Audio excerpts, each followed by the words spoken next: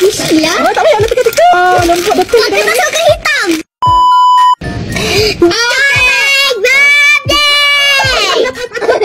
Apa nak cakap apa ni? Jom kita. Ya Allah. Okay. So, melalui komen korang tu tak berapa banyak yang nak buka yang ni atau nak buka yang ni? Korang rasa mana satu banyak? Ni, atas ni. So, ramai yang komen nak buka yang ni. Okay, so yang ni kita akan buka kemudian. Kita akan buka yang ni dulu.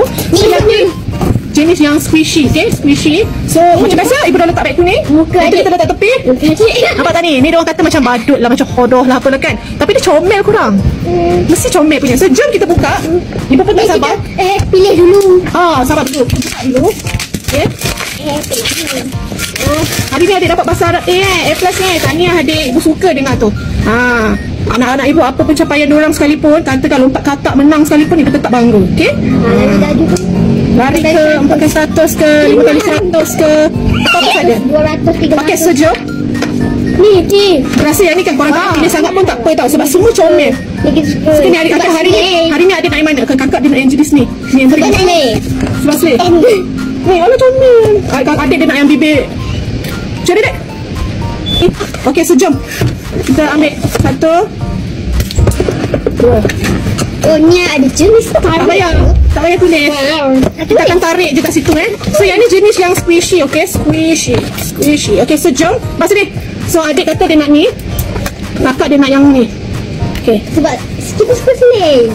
Suka slay. Apa yang slay pun tak tahu. Slay. Okay, jadi cepat buka. 1, 2, 3. Kita tengok apa ada kat dalam ni. Adakah barang-barang yang best? Yang squishy yang best. Okay, kita buka.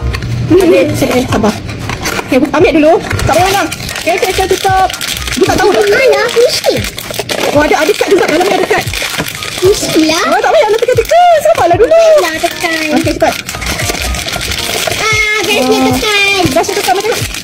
Barulah dapat yang hitam. Wah, lembut betul. Dia masukkan hitam. Okay, ni adik kan? Okay, ni kakak. Okay, mari kita buka. Dah buka ke? 1, 2, 3, go!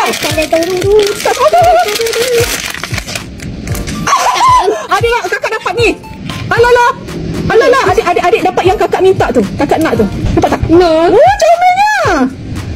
Ini kalau katakan korang stres, korang mainlah benda ni. Okay? Bestnya, ya Allah. Bagilah ibu. Ibu pun tak rasa juga. Ibu ambil ni. Ibu ambil ni? Ambil lah ibu. Ni. Ya Allah, bestnya, ya Allah. Ini katakan korang ni ada masalah. Okay, dia boleh jadi juga tau. Kalau katakan masalah korang yang tangan kebas-kebas kan, yang ada stroke ke apa kan, kena kerap-kerap. Kita kena kerap dengan genggam benda-benda macam ni tau. Elok, baik untuk tangan. Okay, pendarahan kita macam gitulah. So, comel, nampak tak?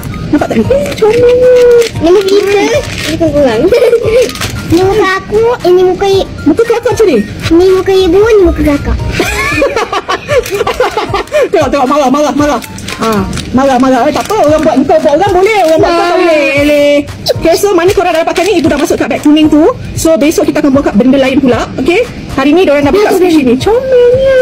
Take kat beg kuning. Apa hal ni?